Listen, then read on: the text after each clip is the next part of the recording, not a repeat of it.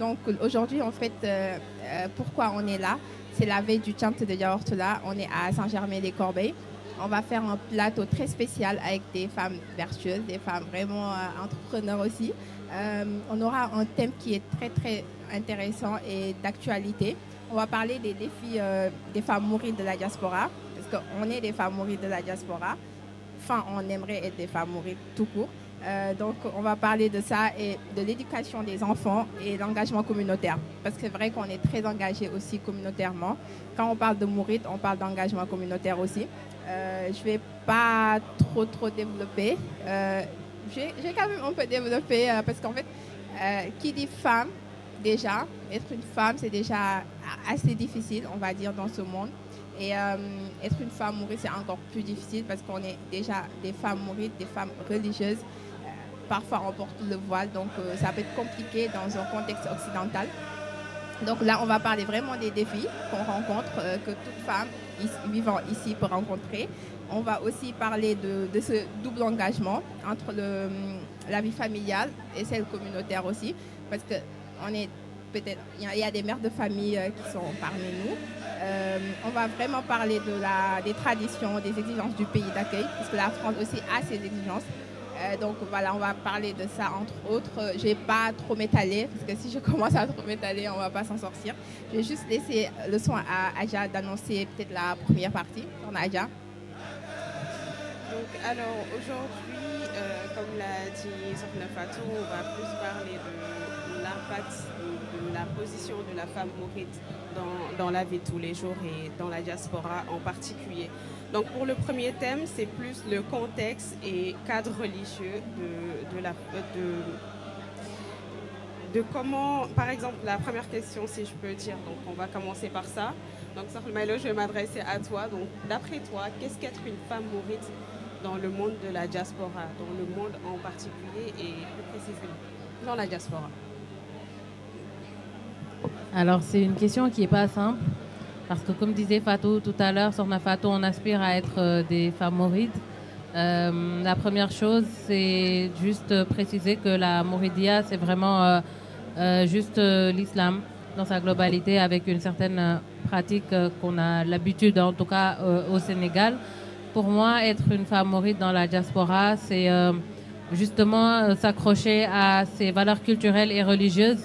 On a un pilier qui est Cheikh Ahmadou Bamba qui nous a montré le chemin après le prophète sallallahu alayhi wa sallam.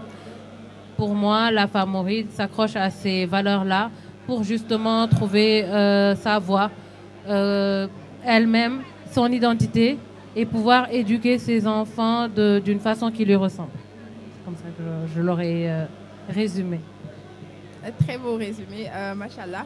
Donc, chacun peut avoir son propre point de vue par rapport à être une femme mouride. Sorna Amélie, toi, qu'est-ce que tu dirais en fait quand on te demande c'est quoi une femme mouride, qu'est-ce que tu répondrais automatiquement? Alors, ça rejoint ce que dit Sorna Maï. Donc pour moi, une femme mouride, c'est donc effectivement c'est une femme musulmane, une femme soufie qui cherche à se détacher au maximum de tous les biens d'ici-bas pour vraiment se rapprocher d'Allah au plus proche. C'est continuellement tendre à se parfaire, à essayer d'être toujours mieux dans son comportement et toujours à la quête du savoir pour s'améliorer, y compris dans son comportement, dans ses actions. Et donc là, plus par rapport au fait de la Mouridia via les enseignements de Serigne Touba Khadim Rassoul. Machallah. J'ai entendu beaucoup revenir le mot valeur. Qui dit femme mouride dit femme valeureuse. Sorna Maï, d'après toi, quelle place occupent les valeurs en fait d'une femme mouride, surtout une femme qui vit dans un pays occidental? Pour moi, les valeurs d'une personne en général ou d'une femme mouride, excusez-moi, lui permettent de s'identifier par rapport à ses pairs. Si on partage les mêmes valeurs, on sait que sûrement on a les mêmes objectifs. Donc pour moi, les valeurs d'une femme mouride, en plus des vertus, c'est d'être dans le partage, d'être dans ce communautarisme-là qui nous donne la force. Parce que c'est comme ça qu'on reconnaît souvent les mourides, c'est d'être ensemble. d'avoir cette force-là, de s'entraider. En tout cas, quand je pense à Diawartola ou à la Moridia, c'est la première chose qui me vient en tête. L'autre valeur, ou d'autres valeurs, ça peut être le fait de, comme disait tout à l'heure Amélie, la quête du savoir. C'est très important, tant qu'on est vivant, d'aller à la recherche du savoir pour s'améliorer, parce que justement, pour préparer notre vie dans l'au-delà, sans trop, on va dire, non plus se détacher, ne pas se priver des bienfaits qu'on a quand même sur Terre. D'accord, surtout par rapport à la vie quotidienne. On sait comment fonctionne ce pays. Je vais peut-être reformuler ma question vers Amélie. Par rapport aux valeurs que nous, femmes mourides, on veut montrer, est-ce que tu penses que c'est facile en fait de montrer ces valeurs-là et de les conserver, par exemple dans le monde professionnel ou au travail ou everywhere en fait où on se trouve? Est-ce que tu penses qu'on peut être femme mouride et en fait préserver ces valeurs-là dans ce pays occidental? Alors, effectivement, c'est pas forcément évident. Après, je pense qu'il faut tout faire pour. Alors, c'est un petit combat de tous les jours. Après, on peut toujours... voilà, c'est toujours un petit peu le travail sur soi. Et puis, les actions qu'on peut faire autour. Donc, par exemple, participer à un daïra, ça permet voilà, de garder ce lien et rester dans la communauté et les valeurs qu'on essaye d'entretenir. Et le fait d'aller dans un daïra régulièrement, voilà, ça permet de nous maintenir dans nos valeurs à nous. Après, voilà, je pense que c'est plus un travail en essayant d'être un travail permanent. Après, on peut essayer toujours de le pratiquer tous les jours, y compris au travail, dans les relations qu'on a avec les autres. Parce que être mouride aussi, donc ça joue par le comportement, donc c'est partout et tout le temps. Donc voilà, ces valeurs-là déjà, au moins par le comportement, je pense que ça peut être pratiqué d'une manière générale assez simplement, je pense. Après, il y a d'autres points qui sont un peu plus complexes, mais voilà, c'est un peu un challenge, mais il y a des choses possibles qui permettent de garder ça au quotidien et d'essayer de s'améliorer voilà, et de combattre toujours un petit peu vis-à-vis de nous-mêmes et vis-à-vis du système dans lequel éventuellement on est, effectivement. Déjà garder ces valeurs et essayer de s'améliorer. Ça va nous permettre en fait de basculer dans la deuxième partie avec les défis liés aux enfants. Parce qu'en fait, on peut conserver nos valeurs, c'est bien beau. Mais est-ce que, je vais demander ça à Sorna May, est-ce que comment en fait, toi personnellement, tu transmets les valeurs que tu as déjà conservées à tes enfants qui sont nés ou qui sont élevés ici à l'étranger? Personnel, hein, oui, parce que toi aussi, ça te concerne. Voilà, donc moi, ce que j'essaye de faire au maximum, ce qui n'est pas toujours évident, mais effectivement, c'est d'essayer régulièrement dans la semaine, les soirs et les week-ends, d'accompagner mes enfants, de leur lire les histoires des prophètes, par exemple, d'apprendre avec eux le Coran, d'apprendre... en fait, voilà, vu que moi je suis convertie, il y a pas mal de choses qui ne sont pas habituelles ou que j'ai pas de connaissances. Donc c'est vrai que le fait d'enseigner à mes enfants, ça me permet de m'enseigner aussi à moi également. Et puis voilà, d'avancer en même temps qu'eux, voire même des fois ils peuvent me devancer. Et alhamdoulilah, j'ai envie de dire, tant mieux. Machallah. C'est toujours mieux de se dire que nos enfants nous dépassent. Et donc voilà, essayer au maximum, au quotidien, ou voilà, en tout cas régulièrement, d'accompagner ses enfants. Et idéalement également, ce serait voilà, de développer les structures d'apprentissage dont certaines existent déjà, majoritairement en ligne, en tout cas pour l'instant en France, et de développer les structures peut-être écoles physiques en présentiel pour faciliter l'apprentissage pour nos enfants, garçons et filles. Il ne faut pas oublier nos filles quand même. Donc voilà. Bah déjà, je trouve que c'est très bien, c'est une bonne base. Donc juste pour rebondir à ça, est-ce que tu trouves que, par exemple, l'éducation que les enfants reçoivent de l'école de la diaspora, si je peux dire, pour ne pas dire l'école française, est-ce que ça impacte l'éducation que tu leur donnes à la maison ou pas du tout? Alors, tu peux répéter la question? Oui, donc je disais, par exemple, comme tu viens de le dire, tu éduques tes enfants dans des valeurs mourides, entre guillemets. Donc, quand ils sortent et qu'ils vont à l'école, ils reçoivent une autre éducation en parallèle. Est-ce que tu penses que cette éducation occidentale est un obstacle à l'éducation que tu leur fournis à la maison? Alors, effectivement, il y a des thèmes, des fois abordés à l'école, qui vont à l'opposé des valeurs mourides. Donc, faut échanger au maximum avec ses enfants pour leur faire comprendre. Alors, c'est pas forcément toujours évident. Il faut essayer de régulièrement parler à ses enfants, d'échanger, je pense, de leur faire comprendre, de leur expliquer vraiment ce qu'on peut être à l'encontre dans telle ou telle matière des valeurs mourides, et puis de dire ça tu l'apprends à l'école, à la maison en fait, il faut que tu saches que c'est mieux comme ça. Voilà. Après, il y a effectivement donc au niveau scolaire où c'est pas forcément toujours évident. Il y a aussi les écrans. Donc ça, c'est pas forcément, c'est d'une manière internationale, mais c'est toujours ce défi des écrans qui va eux-mêmes, tout ce qui est jeux et réseaux sociaux, à l'encontre un peu. Ça dépend ce qu'on cherche, mais on sait comment sont les enfants. Donc ça peut aller à l'encontre des valeurs mourides également. Je pense que c'est pas toujours évident, mais voilà, essayer de communiquer, de gagner une confiance auprès de ses enfants pour qu'ils se confient à nous et qu'on puisse avoir un échange et qu'ils reconnaissent les vraies valeurs et qui, pour essayer de ne pas se laisser attraper par ces valeurs occidentales un peu trop libres parfois. Machallah, très intéressant. On va revenir sur Sokhna May. On avait un petit problème technique de micro. On va revenir sur le comment. Comment tu transmets ces valeurs-là dont on parle à tes enfants, par exemple? Moi, j'ai appris une chose en devenant maman, et c'est que tout commence par l'exemple qu'on donne à ses enfants. C'est des vraies éponges. Et cet exemple-là, il est très important. C'est un couteau à double tranchant également. D'un côté, ça nous force à être rigoureux dans ce qu'on veut, en tout cas nous, à ce à quoi on aspire. De notre côté, comme ils prennent tout, des fois, moi j'ai grandi en tant que musulmane, il y a des choses qui sont à adapter quand on est en Europe, du coup qui vont prendre quand même. Donc pour moi, ça commence par l'exemplarité, la transmission de ces valeurs, l'échange, c'est très important. C'était difficile pour moi au début parce que, étant d'une famille sénégalaise, les parents, ce qu'ils disent, on le prend pour argent comptant. Mais un enfant a besoin qu'on lui explique le pourquoi, pour qu'il puisse avoir une logique lui-même.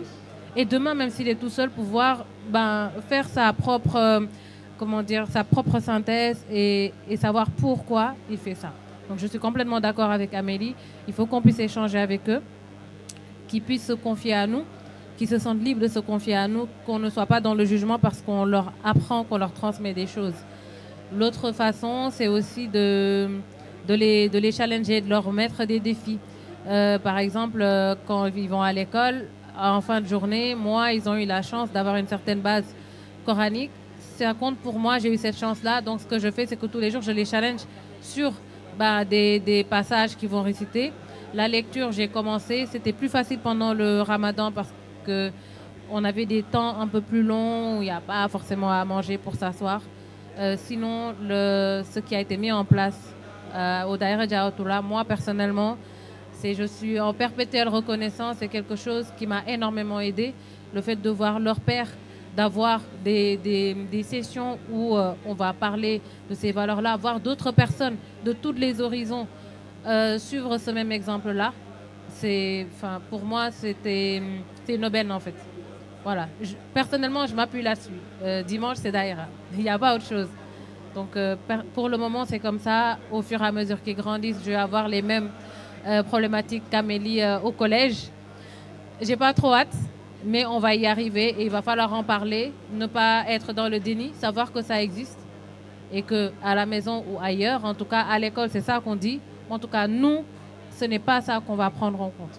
Et ça, c'est important, cette identité-là. Oui. Donc, d'après toi, tu pourrais dire que l'éducation occidentale pourrait ne pas avoir d'impact sur l'éducation que tu leur donnes à la maison? Oh là là. ne pas primer. Oh là là. Il y a énormément d'impact. C'est très très puissant parce que c'est comme nous, on passe beaucoup de journées, beaucoup de temps moi quand je suis au travail, eux ils sont déjà à l'école. Quand je rentre du travail, je vais les chercher. Ils passent énormément de temps avec, la culture occidentale. Donc il y a énormément d'impact. Et c'est ça la difficulté. C'est des enfants qui vont poser beaucoup de questions, qui attendent des réponses. Si tu ne leur réponds pas, ils vont les chercher ailleurs. Les réseaux sociaux, la rue, les copains. Et les copains, ils ont comment, je sais plus comment, ils ont un rôle très important en fait, malheureusement, cet environnement-là dans l'éducation de nos enfants. Ils ont un pouvoir énorme. C'est un impact, même moi, que je ne peux pas mesurer aujourd'hui, qui me fait très peur en fait, énormément. Après, tu as dit que les enfants, en fait, c'est des éponges. C'est des éponges en fait, dans tous les sens. Ils peuvent être des éponges sur les valeurs que tu les inculques. Ils peuvent aussi être des éponges sur ce que la rue, l'école leur inculque. Donc ça, en fait, ça peut être une pression, surtout sur la double culture. Moi, je ne dirais pas qu'il n'y aura pas d'impact. Il y aura un impact forcément parce qu'ils vivent en France, ils sont nés en France. Ils côtoient des Français qui n'ont peut-être pas qui n'ont pas la même culture certainement et qui n'ont peut-être pas de religion parce qu'il y a beaucoup d'athées, voilà. Et du coup, en fait, c'est des éponges, ils aspirent. Mais tout à l'heure, tu as dit quelque chose de très intéressant par rapport à l'assise. Tu leur donnes en fait les clés pour savoir ce qui est bien, ce qui est mal. Et après, tu as parlé de synthèse aussi. Ils vont faire de synthèse, ils vont faire le tri parce que c'est des enfants certes, mais ils réfléchissent. Si tu leur donnes du moins toutes les clés, ils pourront en fait avoir cette assise-là pour faire le tri, pour savoir ce qui est bien, ce qui est mal. Donc c'est très important ce que tu as dit par rapport à leur donner déjà toutes les clés en main. Ne pas juste leur dire, fais pas ça, c'est pas bien. Point final, tu leur expliques ce qui n'est pas bien, pourquoi c'est pas bien, pourquoi notre religion n'accepte pas ça. Et c'est ça en fait qui va sûrement leur permettre de vraiment déjà connaître la raison. Parce que même dans l'islam, on nous dit qu'on ne peut pas, par exemple, prier sans savoir pourquoi on prie, sans savoir si on fait un acte d'adoration, il faut le connaître, sinon en fait c'est des péchés que tu prends. Donc en fait je trouve que c'est une très bonne approche que peut-être tous les parents devraient suivre pour éviter peut-être que les enfants, quand ils grandissent, ils disent « Ah, maman m'a dit que ça c'est pas bon, je ne sais pas pourquoi, donc je le fais en fait. Vu qu'elle ne m'a pas expliqué, si je le fais, je verrai ce qui va m'arriver. Mais si tu lui dis, si tu fais ça, il va t'arriver ça. » Je pense qu'ils vont vraiment avoir les clés en main pour leur futur. Oui, ils font plus attention également. Je te laisse continuer. Ok, alors pour la prochaine question, je vais m'adresser à Amélie. Donc la question c'est comment est-ce que tu t'inspires des apprentissages du Cheikh Ahmadou Bamba dans l'éducation de tes enfants? Alors, donc comment je m'inspire? Alors ce que je vais faire, déjà j'essaye moi-même de mon côté de les apprendre, oui. De les comprendre aussi. Donc ça va, il y a pas mal de traductions aujourd'hui sur les écrits de Céline Touba, surtout ceux qui sont vraiment dans les enseignements de comportement. Ceux-là, ils sont tous traduits. Donc j'essaye toujours de mon côté, mais aussi avec mes enfants, d'analyser et de lire et de détailler un petit peu ce qui est écrit. Donc je prends Masalik al-Jinan par exemple, et ça m'est arrivé régulièrement de lire. Et puis parce que c'est un arabe très soutenu, donc la traduction est également très soutenue. Donc après, il faut chercher les mots complexes dans le dictionnaire, mais voilà, pour mieux expliquer, mieux qu'ils comprennent les attentes d'un monde musulman via les écrits de Céline Touba. Donc après, voilà, c'est essayer de continuellement, via nos enfants, enfin, pas forcément via nos enfants, c'est vrai que moi étant mère, c'est un peu, je m'appuie beaucoup sur mes enfants, mais voilà, et continuellement essayer se rapprocher d'Allah un maximum grâce aux enseignements de Céline Touba pour se rapprocher d'Allah un peu comme et faire au mieux comme notre mère Mame Diarra, comme on dit, et Diawartoula, donc la voisine d'Allah. Donc essayer de se rapprocher un maximum parce que je pense que nous, en tant que femmes, d'une manière générale, on a besoin d'un exemple. On a beaucoup d'exemples, machallah, autour de Céline Touba, Khadim Rassoul, parmi ses femmes, parmi ses filles et d'autres femmes qui l'entouraient. Donc on a du coup ces quelques exemples et ses écrits sur le livre Boussobali, à laquelle voilà, on a vraiment des petites pépites, des choses super intéressantes sur lesquelles on peut s'appuyer. Ça peut être des choses qu'on apprend ou des choses, des rappels. De toute façon, c'est toujours bon les rappels, aussi bien pour les enfants que pour nous-mêmes. C'est bien aussi pour ça qu'on prie 5 fois par jour, pour nous rappeler 5 fois par jour. Et donc, on doit lire, relire, re-relire tous les enseignements de Selim Touba. Franchement, voilà, ne pas hésiter avec l'histoire des prophètes, parce que dans le Coran, du coup, il y a plein d'histoires de prophètes et ils donnent tous des leçons de vie. Et voilà, s'appuyer sur les hadiths, etc. Machallah, très intéressant. Tu as parlé tantôt des exemples. C'est vrai qu'on a dans le mouridisme, on a tellement d'exemples, ça n'en finit pas. Après, si juste tu pouvais peut-être un exemple qui t'a vraiment marqué, que tu sais que vraiment, en fait, femme mouride, tu penses directement à elle, et peut-être nous parler d'une anecdote ou quelque chose qui a retenu ton attention. Alors, moi j'ai retenu, on va dire, là 3 femmes. Donc, Sorna Fatidja, je crois, si je ne me trompe pas, désolée si je me trompe dans les noms, je ne maîtrise pas encore tout, qui est la fille de Khadim Rassoul. Donc, en fait, j'aime bien parce que je vois une similitude avec la vie du prophète Mohammed sallallahu alayhi wa sallam, qui était très proche de sa fille Fatima, et lui qui était très proche également de sa fille Fatima.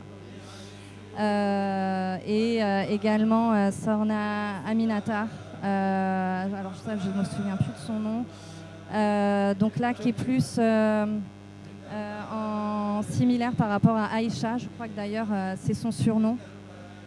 Voilà, je ne sais plus comment c'est écrit dans le livre. Voilà, donc pareil, et le bras droit un petit peu de tout ce qui est jurisprudence, donc qui est vraiment une référence.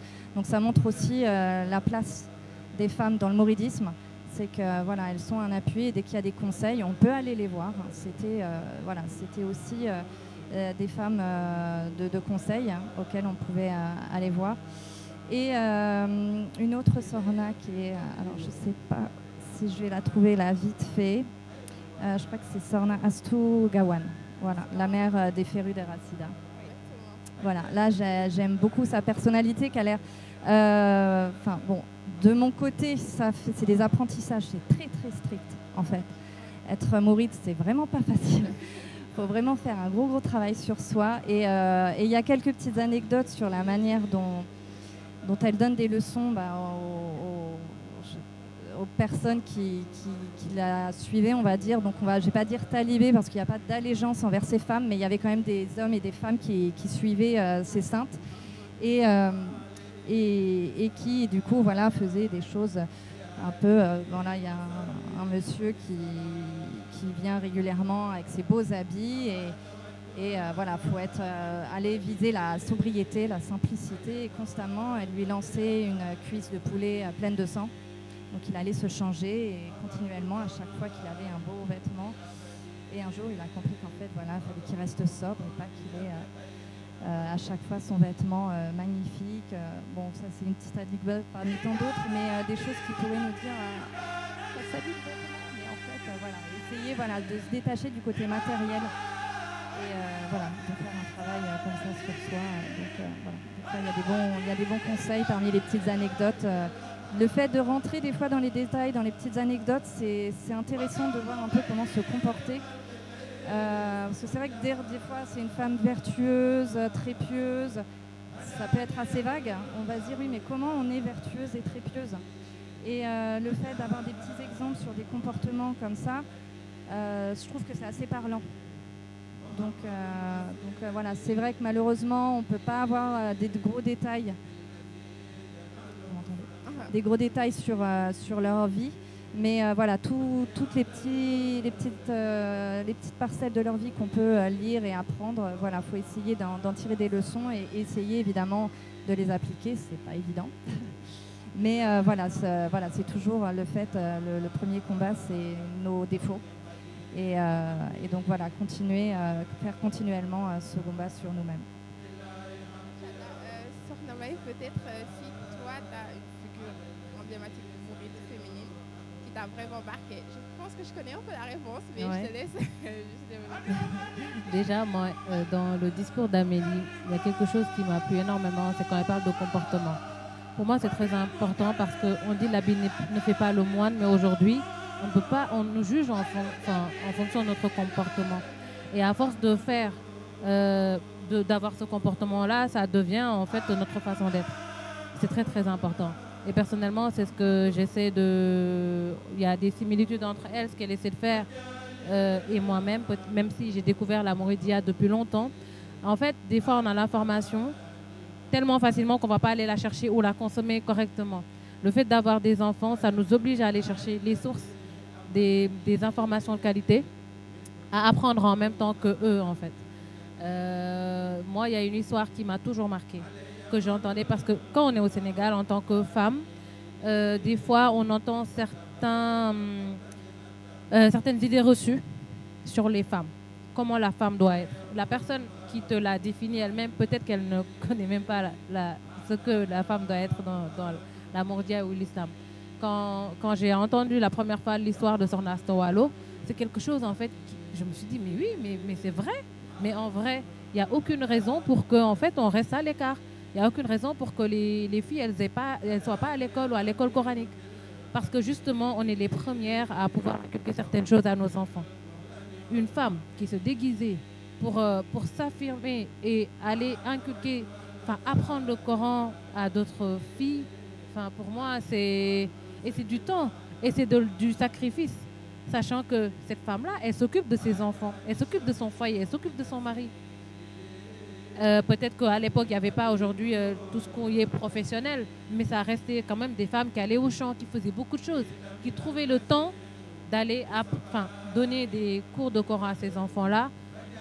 Pour moi, c'était énorme. D'autant plus qu'autour de nous, souvent, on voit des femmes, des filles qui peut-être n'ont pas eu la chance d'aller à l'école coranique ou ne se donnent pas, alors qu'on doit être les premières en fait. On doit être vraiment sur la ligne de front. Donc moi, Sokhna Asta Walo, c'est quand je pense à elle, je me dis j'ai encore des choses à faire. Il faut que je trouve mon lakhassaï parce qu'on a plus de travail encore. La deuxième que j'ai découvert il n'y a pas longtemps, c'est Sokhna Muslimatou Mbacké, auto-entrepreneur. Quand j'entends son histoire, je dis j'hallucine en fait. C'est une femme extraordinaire. C'est un exemple, comme dit Amélie aujourd'hui. Tout ce que tu peux écrire, c'est très joli. Ça reste une introduction. Dans le sujet, il faut qu'on sache ce que ces femmes-là faisaient, le travail qu'elles abattaient. Donc je crois que c'est Ousmane Kébé qui en avait parlé dans Kaddu Magni, je crois, ou cette émission-là. Moi, je l'ai écoutée, réécoutée. Je suis fan en fait. C'est une femme auto-entrepreneur. Déjà, tout le bagage intellectuel qu'elle a, on n'en discute même pas. Mais une femme auto-entrepreneur qui, en plus de son foyer et de ses enfants, va aller gérer des entreprises à cette époque-là. C'est vraiment chapeau. Donc moi, c'est ces deux femmes-là, vraiment, à chaque fois qui m'ont énormément inspirée en tout cas. Énormément. Bon, Sokhna Diarra, on n'en parle même pas. C'est la base. C'est la base. Ouais. On peut dire qu'elles sont incroyables. Donc juste pour rebondir sur ça, alors on va entamer la troisième partie qui va... Avant d'entamer la troisième partie, vous m'avez inspiré en fait, parce qu'on a tellement de femmes, d'exemples, on les connaît même pas. La nouvelle génération, on en fait partie, on ne connaît pas ces femmes. Et je pense en fait qu'on devrait vraiment les connaître. Moi, celle qui m'a vraiment marquée, c'est certainement Minatou, qui est la fille de Cheikh Ahmadou Bamba. Parce qu'elle, en fait, pourquoi ça m'a marqué? Parce que même dans l'intitulé, je pense, de Boussobali, il dit l'héritage du Coran et le cordon bleu. Pour dire, en fait, qu'une femme peut savoir aussi bien cuisiner et maîtriser parfaitement le Coran. Parce qu'elle écrivait le Coran entièrement et en même temps, elle faisait sa cuisine. Ça ne l'empêchait pas de faire les deux. Et ça, en fait, franchement, ça m'a tellement marqué. Ça m'a tellement marqué que je me dis, en fait, on est capable de tout. La femme, elle est vraiment capable de tout. Quand on voit ce que peut endurer une femme, c'est pas pour dénigrer les hommes, loin de là, mais ce que la femme endure, je pense que tout le monde en fait n'est pas capable d'endurer ça. Je suis complètement d'accord. Franchement, je pense qu'il faudrait qu'on apprenne ça déjà qu'on apprenne déjà nous et qu'on apprenne ça à nos enfants, parce que c'est des femmes qu'on ne doit pas oublier. C'est des femmes qui sont nos piliers en fait, surtout nous femmes modernes, j'ai envie de dire. Et si on se base sur elles, je pense qu'on ne fera pas d'erreur, ou si on en fait, on ne fera pas beaucoup d'erreurs du moins. En tout cas, on sera sur le bon chemin. Effectivement, enfin, moi j'ai l'habitude de dire, en tout cas les mamans, une femme qui a accouché, elle est capable de faire tout ce qu'elle veut en fait. Mais c'est la confiance, c'est savoir que d'autres l'ont fait. On a la capacité. Un cerveau, ça n'a pas de genre. Après, derrière, c'est oser savoir qu'il y a des gens qui ont pu le faire dans des conditions, mais quand on l'explique, Sokhna Diarra et le Saket, tout le monde le sait. Tout le monde. Mais inimaginable en fait. Donc on en est capable et puis avoir des exemples. Et aussi, on voit du coup que le rôle de la mère est très important en fait sur l'éducation des enfants. C'est limite le rôle principal. Celles qui ont, Cher Amadou Bamba, il est né d'une femme extrêmement pieuse, avec une grand-mère extrêmement pieuse. Donc voilà, on voit ça avec aussi le prophète Mohammed sallallahu alayhi wa sallam, Amina, qui était l'exemple des exemples à son époque. Donc voilà, on se doit du coup de faire un fort travail sur nous, parce que volontairement ou involontairement, de toute façon, on sera un exemple pour nos enfants. Oui. Ils vont se baser sur nous. Donc on doit redoubler d'efforts. Après, peut-être plus que d'autres, voilà, il y en a, elles ont déjà beaucoup de connaissances et de bonnes habitudes. Moi, je sais que j'ai beaucoup de travail à faire. Mais voilà, toujours se dire que on a quand même un rôle, qu'on le veuille ou pas, mais on a un rôle. Et donc, du coup, on est obligé d'aller à la quête du savoir et à être l'exemple, en tout cas à tout faire pour être un bon exemple. Avec Sokhna May, comment on arrive en fait à concilier la vie familiale, vie professionnelle et la vie religieuse, on va dire, sachant que toi aussi, tu es entrepreneur, du coup tu as une vie active, tu as une vie professionnelle du moins très active. Donc comment toi tu arrives à concilier tout ça et est-ce que c'est facile? Alors pour dire vrai, c'est pas facile du tout. Avant d'avoir la problématique de l'éducation des enfants, on a toujours cet équilibre vie pro, vie perso qui est assez compliqué. Du coup, l'organisation, c'est quelque chose qu'on améliore tout le temps. Donc moi, personnellement, je sais que je passe beaucoup de temps au travail. Donc le reste du temps, on essaie de l'optimiser entre justement la gestion du foyer et l'éducation des enfants. Donc c'est un perpétuel apprentissage. En termes d'organisation, c'est surtout de la planification. Essayer de savoir chaque jour à peu près ce qui est prévu. Avoir un programme pour les enfants. Parce que eux, sinon, ils vont être dispersés. Il faut qu'ils sachent tous les jours, après l'école, ce qui est prévu. Que ce soit constant, ça ne change pas trop. Et personnellement, comme je disais tout à l'heure, je m'appuie sur les dimanches. Le rendez-vous du Daïra, c'est un rendez-vous où ils vont pouvoir traiter certains sujets, par exemple coraniques ou religieux. Donc la semaine, on prépare déjà ça. Donc voilà à peu près, et le matin avant l'école.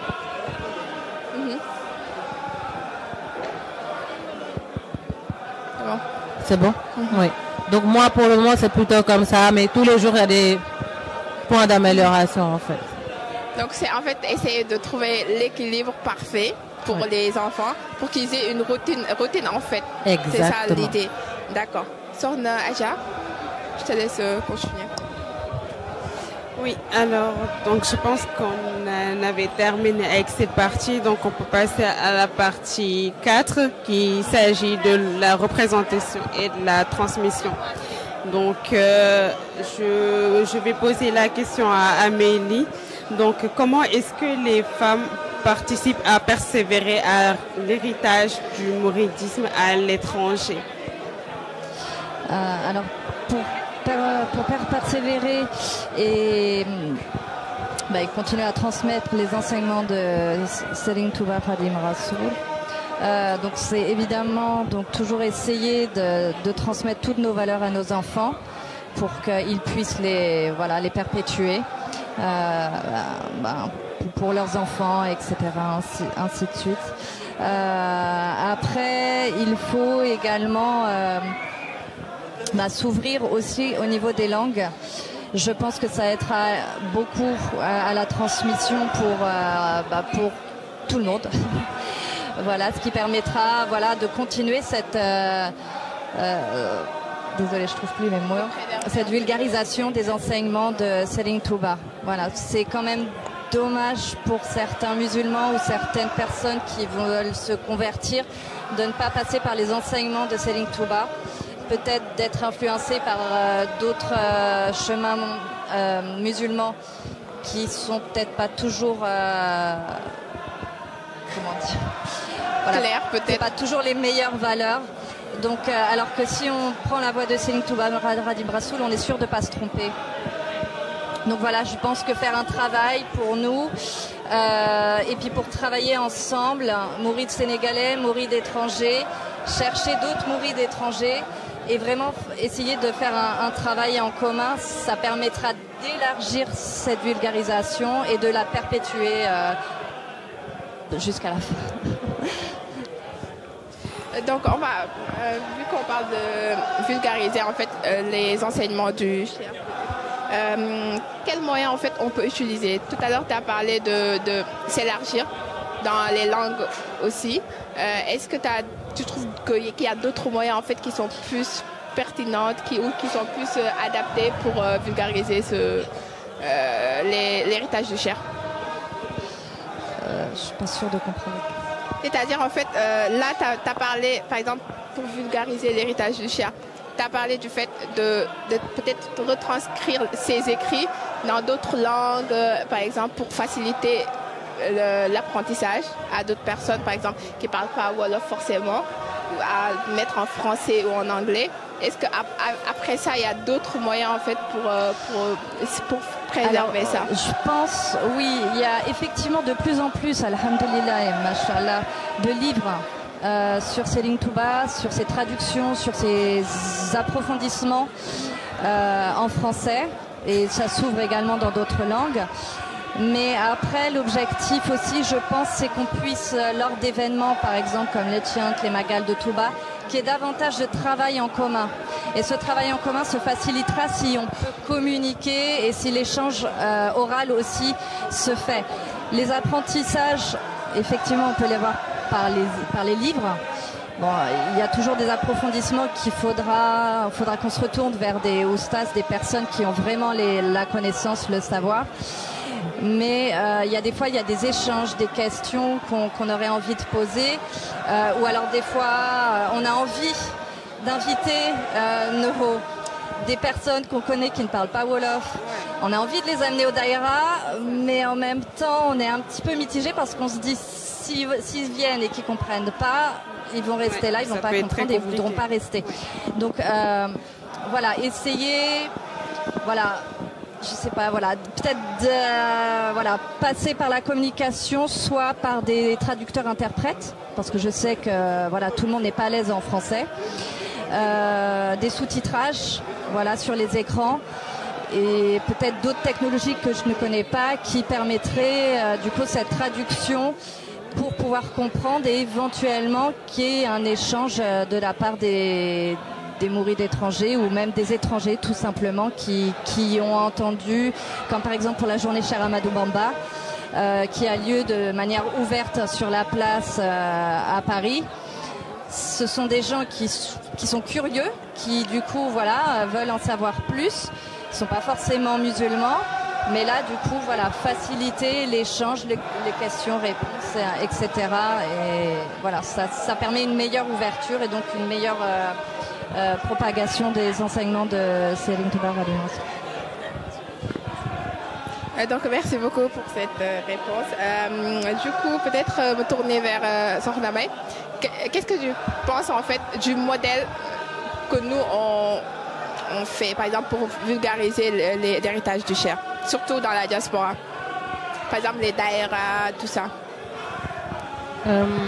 Les daïras, c'est un modèle qui, à la base, a été mis en place pour justement permettre aux mourides d'avoir des moments entre eux, de solidifier leurs liens, de se connaître et de s'entraider. pour moi, c'est un modèle de communautarisme. Qui dit communautarisme dit force. Le fait d'être beaucoup de jeunes aussi, ça permet d'échanger, de parfaire en tout cas la communication ou la façon de transmettre cet héritage-là. J'ai personnellement connu très tardivement les daïras en Europe, mais c'est dommage que les gens ne connaissent pas. En tout cas, le modèle niveau Diawartola est basé sur l'apprentissage, la solidarité, un programme éducatif très intéressant. C'est dommage que tout le monde ne connaît pas ou n'est pas au courant. Moi, personnellement, je me sens très chanceuse, ainsi que mes enfants, d'être là-dedans, d'avoir cet environnement-là. Pour moi, c'est quelque chose à perpétuer. Donc, Machallah, c'est vrai qu'on est très chanceuse en fait d'avoir les daïras. Moi, je sais que même au Sénégal, je partais pas dans les daïras. Je connaissais même pas en fait. Je savais que j'étais mouride. J'allais à Touba, mais ça s'arrête là. J'allais pas dans les daïras. Et c'est ici en fait que j'ai eu la chance de connaître les daïras. Et franchement, je ne le regrette pas. Et pour les internautes aussi qui nous suivent et qui connaissent pas les daïras, il y a beaucoup de daïras en Ile-de-France et qui sont ouverts à tous en fait. Tout le monde peut venir et ça nous permet en fait d'être en fait vraiment en connexion, je vais dire, avec chez Ahmadou Bamba, parce qu'on y apprend notre dîne, on y apprend ce qu'est le mouridisme en fait, et on y apprend aussi à faire du social, parce que le mouridisme est très ancré dans le social. Donc je vais juste peut-être faire un tour de table par une question ouverte, je vais dire. Selon vous, d'après tout ce qu'on a dit, en fait, c'est quoi un acte de dévotion chez la femme, surtout la femme dans la diaspora, en fait? Juste une question ouverte aussi aux internautes. On peut ne pas y répondre et laisser ça aux internautes. Ils diront dans les commentaires ce qu'ils en pensent. C'est quoi, selon eux, un acte de dévotion chez la femme mouride en diaspora? Surtout selon les enseignements du Cheikh, parce qu'on a le Diawabou Sokhna Penda Diop et aussi Kounka Timan entre autres, où le Cheikh en fait nous montre vraiment ce qu'est la dévotion chez la femme mouride. Donc je pense qu'on a ces ouvrages-là qui peuvent nous aider dessus. On s'excuse encore une fois des problèmes techniques, c'est des aléas du direct. Je vais laisser juste le soin à Sokhna Amélie et Sokhna May de dire leurs derniers mots, des soignets peut-être, qui sait, à nos internautes. Sokhna Amélie. Alors la dévotion, voilà, idéale est montrée, enfin que moi je lis et je comprends du mouridisme, c'est voilà se consacrer tout son temps à adorer Allah. Donc c'est ce travail qu'il faut faire, je pense, parce que des fois, même si on pense régulièrement dans la journée à Allah, l'adorer, à l'invoquer, c'est pas, enfin je pense que voilà, en tout cas moi c'est pas mon cas, c'est pas du 24 heures sur 24. Et ça c'est quand on voit les femmes saintes comme dans le livre Boussobali ou alors des femmes soufis sur un autre livre que j'ai vu. Voilà, c'est des femmes dans toute action, elles le font pour Allah. Et voilà, elles prier. Donc on parlait un petit peu du temps tout à l'heure qu'on n'a souvent pas. Et souvent, voilà, c'est le fait de dormir le moins possible pour travailler et se vouer à Allah le plus possible. Et comme le propos de Cher Ibrahim Afal, on aura le temps de se reposer après notre mort. Voilà. Merci. Machallah, très bonne fin en fait. Sokhna May. Que dire après ce que vient de dire Amélie? Bon, en tout cas, ça reste une réalité. Ce qu'elle vient de dire, une vérité. C'est une aspiration qu'on devrait tout avoir. Ce que je peux rajouter en tant que maman, encore une fois, c'est qu'un autre acte de dévotion pour moi, c'est d'essayer d'entraîner nos enfants, en tout cas, dans cet exercice-là. Encore une fois, essayer d'être un exemple pour eux et de faire ensemble ce chemin. Et merci beaucoup. J'ai appris énormément de choses. C'était des échanges intéressants. Machallah.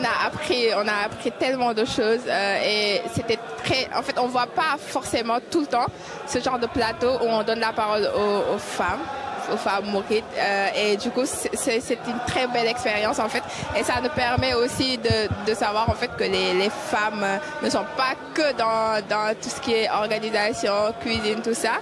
Elles sont même dans le daïra, au sein du daïra en fait, elles sont dans toutes les commissions, des commissions tout tank, audiovisuel, commission cuisine, collation, organisation, elles sont partout en fait, c'est des multicasquettes.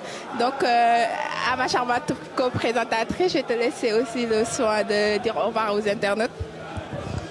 Alors, comme vous venez de le dire, ce fut vraiment très intéressant. Donc, je peux dire que j'ai appris énormément de choses durant ce plateau. Donc, je pense que c'est quelque chose qu'on devrait faire très souvent. Il faudra m'inviter la prochaine fois. Donc, je vous remercie tous pour la participation, pour la patience également. Et nous nous excusons encore une fois. Merci beaucoup en tout cas à tous ces internautes qui sont restés malgré les problèmes du direct. On remercie aussi l'équipe de la régie qui depuis ce matin, depuis 15 heures sont là à se démener en fait pour mener à bien ce plateau. On les remerciera jamais assez. On remercie Seigne Djelani dans la régie, Hassan, les caméramans, Sorna Diara, Sorna Mamarem. On remercie aussi toute la région, en fait, toute la commission audiovisuelle. On vous donne rendez-vous demain, Inch'Allah, pour le chant de Diawartoula Paris, qui se tiendra à Saint-Germain-les-Corbeilles. Inch'Allah, ce sera vraiment une journée exceptionnelle à ne pas rater. On vous donne rendez-vous demain, Inch'Allah, et une très bonne fin de soirée.